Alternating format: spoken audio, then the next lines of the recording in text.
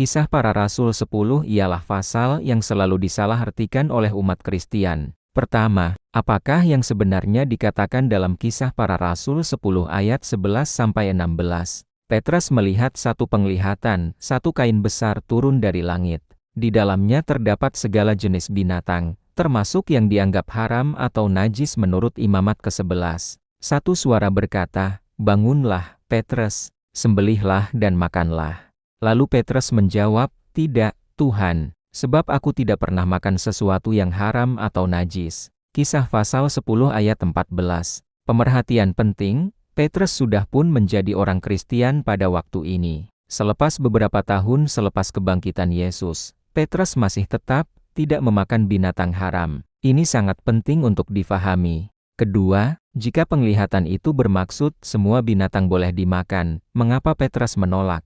Petrus berkata, "Tidak, Tuhan." Ini sangat signifikan karena Petrus diajar oleh Yesus sendiri selama 3,5 tahun. Petrus masih hidup selepas penyaliban Yesus. Namun dia masih memegang perbezaan makanan halal dan haram. Jika Yesus sudah membatalkan hukum makanan dalam imamat 11, reaksi Petrus itu tidak masuk akal. Ini menunjukkan Petrus tidak memahami penglihatan itu sebagai satu pengertian dari hal makanan. Ketiga, Alkitab sendiri menjelaskan maksud penglihatan itu kita tidak perlu meneka, sudah cukup jelas. Petrus sendiri menerangkan maksud penglihatan itu sebanyak 2 kali. 2 kali, Kisah Para Rasul 10 ayat ke-28. Allah telah menunjukkan kepadaku bahwa aku tidak boleh menyebut seorang pun najis atau haram. Bukan binatang yang dimaksudkan, tetapi manusia. Kisah Para Rasul 10 ayat 34 dan ke-35. Sesungguhnya aku mengerti bahwa Allah tidak memandang muka, tetapi setiap orang dari bangsa manapun yang takut akan Dia dan melakukan kebenaran berkenan kepadanya. Kisah Para Rasul 11 ayat ke-18. Jadi kepada bangsa-bangsa lain juga Allah telah mengaruniakan pertobatan yang memimpin kepada hidup.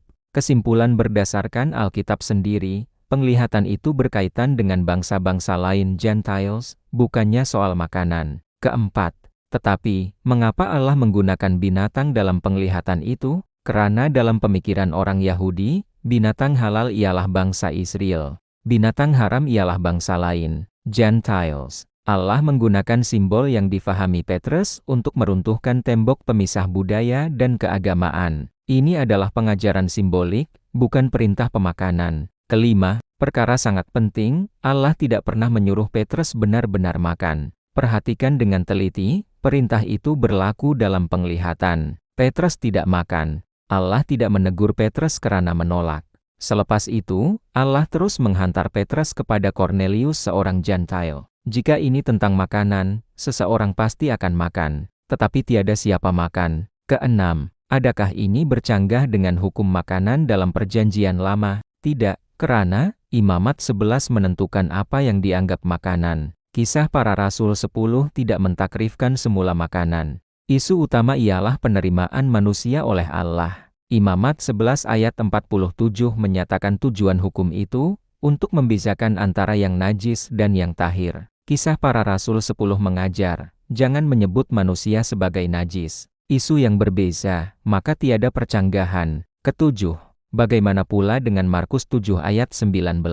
Dengan demikian ia menyatakan semua makanan halal. Ayat ini sering disalahfahami. Konteksnya, Yesus menegur tradisi membasuh tangan, bukan jenis daging. Perbincangan adalah tentang kenajisan upacara, bukan imamat ke-11. Yesus menegaskan bahwa yang menajiskan manusia ialah dosa, bukan makanan. Dalam Markus 7, Yesus tidak pernah menyebut babi, kerang, atau teks dalam imamat ke-11. Dalam konteks Yahudi, perkataan makanan itu sudah bermaksud semua makanan yang halal. Kedelapan, apakah amalan pemakanan bagi gereja-gereja awal? Kisah Para Rasul 15 Majelis di Yerusalem. Orang percaya dari bangsa lain diarahkan untuk menjauhkan diri daripada darah, menjauhkan diri daripada binatang yang mati dicekik, menjauhkan diri daripada makanan yang dipersembahkan kepada berhala. Ini membuktikan bahwa isu makanan masih relevan, walaupun bagi orang bukan Yahudi.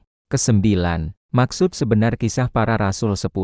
Ringkasan, Kisah 10 mengajar bahwa keselamatan terbuka kepada semua bangsa. Allah menerima manusia dari setiap bangsa. Orang Yahudi tidak boleh memandang bangsa lain sebagai najis. Ia bukanlah ajaran bahwa semua binatang boleh dimakan. Kesepuluh.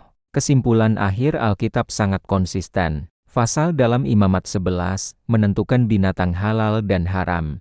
Kisah Para Rasul 10 adalah berkaitan manusia, bukan makanan. Tiada percanggahan antara perjanjian lama dan baru. Penglihatan itu bersifat simbolik dan dijelaskan sendiri oleh Petrus. Apabila Alkitab menerangkan maksudnya sendiri, kita wajib menerima penjelasan itu.